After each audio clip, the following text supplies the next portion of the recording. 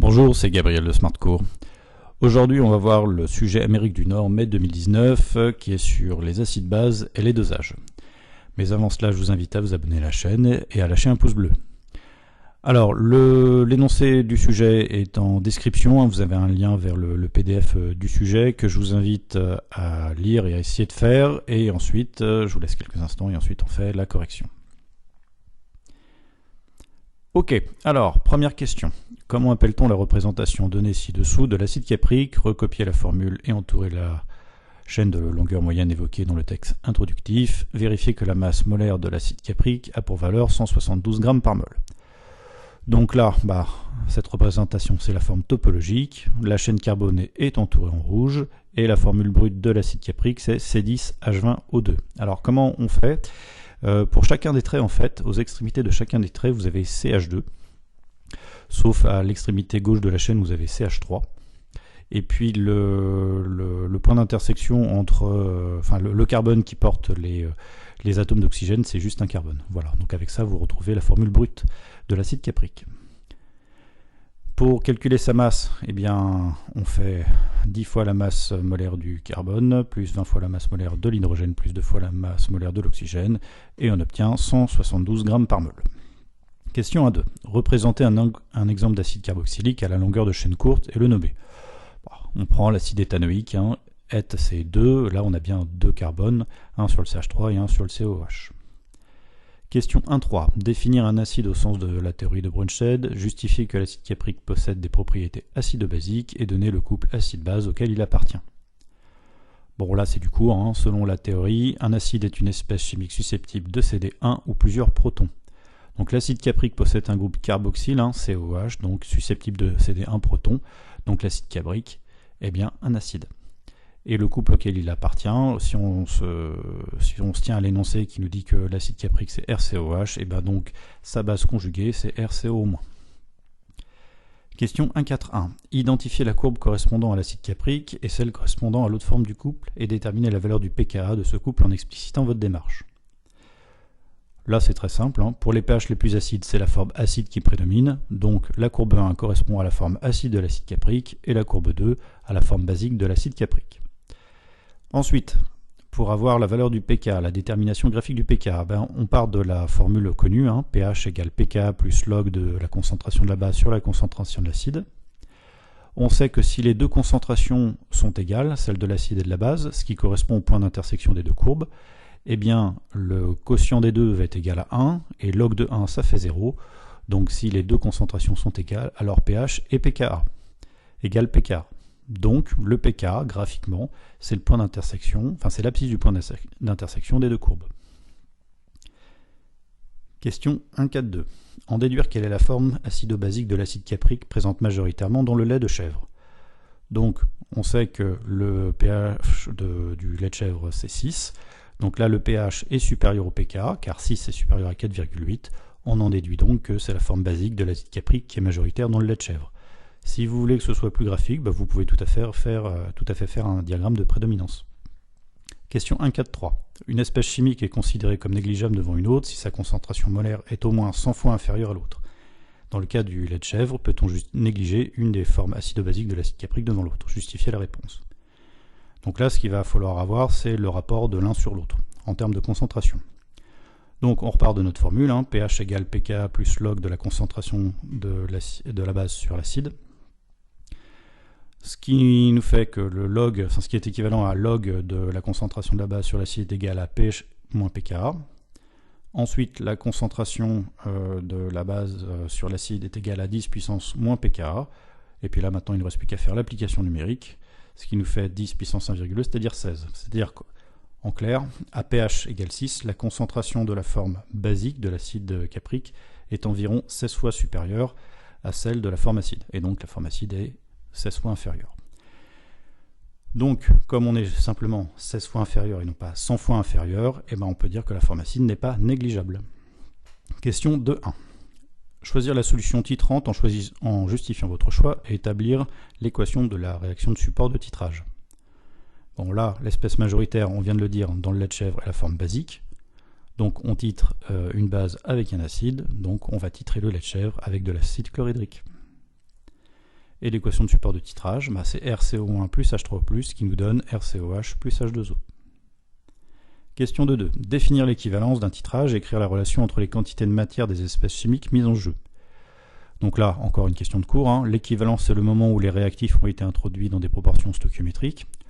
Vous pouvez également dire que l'équivalence, c'est le moment où le réactif titré a entièrement disparu. Hein. C'est la même chose.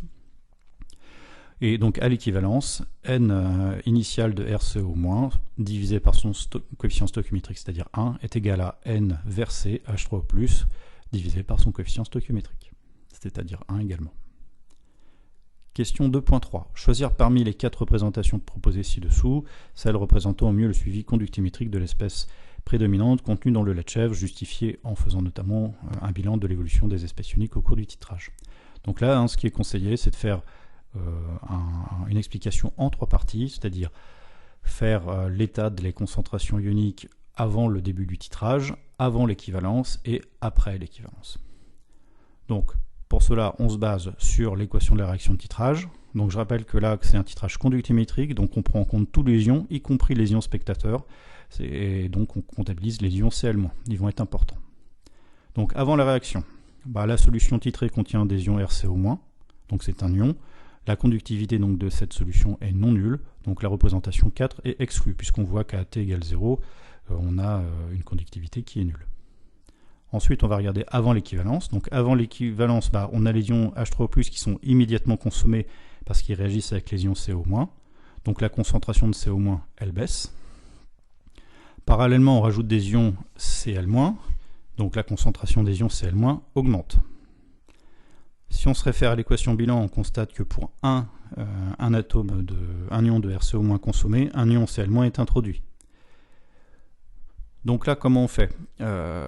Si on a une concentration d'un ion qui baisse et la concentration d'un autre ion qui augmente, mais dans les mêmes proportions, comment va réagir la conductivité? Est-ce que la conductivité va augmenter ou baisser? Et bien ça va dépendre de la force entre guillemets des ions, c'est-à-dire leur conductivité molaire ionique. Donc il faut comparer lambda Cl- et lambda RCO-. Ici, lambda Cl- est supérieur à lambda RCO-, hein, c'est dans les données de l'énoncé. Donc on rappelle ce à quoi est égale la conductivité. Donc si la lambda Cl- est supérieure à RCO-, et ben la conductivité de la solution va augmenter. Et donc la représentation 1 est exclue de fait. Maintenant on voit après l'équivalence. Donc après l'équivalence, RCO- a été entièrement consommé, les ions Cl- sont toujours ajoutés, donc leur concentration augmente. Et les ions H3O+, ne sont plus consommés. Donc maintenant, leur concentration va augmenter. Donc là, on a concentration de Cl- et concentration d'H3O+, qui augmentent de conserve. Donc là, on est à peu près sûr que la conductivité va augmenter. Après, elle va augmenter. Et ce qu'il faut voir, c'est est-ce qu'elle va augmenter plus fort qu'avant l'équivalence ou moins fort. Bon, là, on rappelle, là encore, la formule de la conductivité. Donc sigma égale lambda Cl- fois la concentration de Cl- plus lambda H3O+ fois la concentration de H3O+. Donc là, la conductivité de la solution augmente, et elle augmente encore plus fortement qu'à l'équivalence, parce que si on reprend l'expression de la conductivité avant l'équivalence, ben on avait une concentration qui baissait. Donc la représentation 2 est exclue, et donc par élimination, ben il nous reste la représentation 3, qui est la seule qui correspond à la description de l'évolution de la conductivité. Question 2.4. Donc on obtient lors du titrage un volume de solution titrante versé à l'équivalence égale à 14,1 ml. Le lait de chèvre contient-il bien 3 fois plus d'acide caprice sous ses différentes formes que le lait de vache? Alors, comment répondre à cette question? On va regarder l'énoncé. On regarde comment est exprimé l'acide caprique dans le lait de vache. Et bien si on regarde bien, on a en fait une concentration massique, puisqu'on a une masse exprimée par un volume. Donc là, en fait, ce qu'on va nous demander, c'est de déterminer la concentration massique d'acide caprique dans le lait de vache. Mais ce n'est pas simplement de l'acide caprique, puisqu'on précise bien sous ses différentes formes acido-basiques. Donc là, en fait, ce qu'on va nous demander, c'est de déterminer la concentration massique de l'acide caprique et de l'ion caprate. Alors, comment exprimer une concentration massique? Très souvent, on passe par la concentration molaire, puisqu'il y a une relation qui lie l'un à l'autre, et la concentration molaire, on devrait pouvoir l'exprimer grâce grâce au dosage, puisqu'on a en fait des égalités de quantité de matière à l'équivalence, et des quantités de matière, on va déterminer des concentrations molaires. Donc là, le but du jeu, ça va être de partir de l'égalité de quantité de matière à l'équivalence, d'en déduire une concentration molaire, puis une concentration massique. Donc on démarre. À l'équivalence, on a une certaine égalité de quantité de matière. Ensuite, N initial RCO-, c'est égal à la concentration fois le volume. Et puis N versé H3+, c'est le volume à l'équivalence fois la concentration en ion H3+. Ce que je veux, moi, c'est la concentration à RCO-, donc je vais diviser à gauche et à droite par Vs.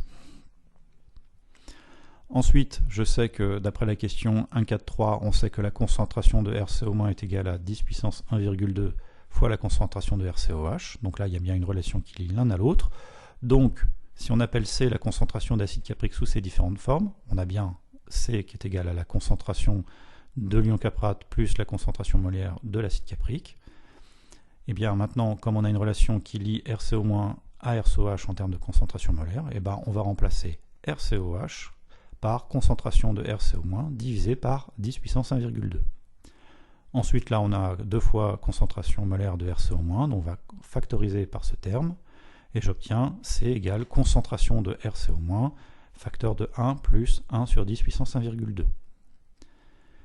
Ensuite, je remplace RCO-, la concentration molaire, par ce à quoi c'est égal, c'est-à-dire VEQ fois la concentration d'H3+, divisé par Vs. Donc là, j'ai l'expression de l'acide caprique sous ses différentes formes et l'expression de sa concentration molaire. Maintenant, il me faut sa concentration massique. Alors, comment passer de l'un à l'autre? C'est très simple. Si on appelle T la concentration massique de l'acide caprique sous ses différentes formes, T égale grand C fois la masse molaire de l'acide caprique. C, je le remplace par l'expression précédente, et maintenant je peux passer à l'application numérique. Donc attention, les volumes sont bien en millilitres, donc il faut mettre 10.3, et on obtient 2,58 grammes par litre. La concentration massique d'acide caprique dans le lait de vache, ça c'est l'énoncé qui nous l'indique, on a 0,09 g pour 100 ml, c'est-à-dire 0,9 g par litre. On voit bien que on a T qui est environ égal à 3 fois T', puisque 3 fois T' nous ferait 2,7 g par litre, et là on est à 2,58, donc on est quasiment à la même chose. Donc on peut considérer, pour répondre à la question, que le lait de vache contient 3 fois plus d'acide caprique que le lait de vache.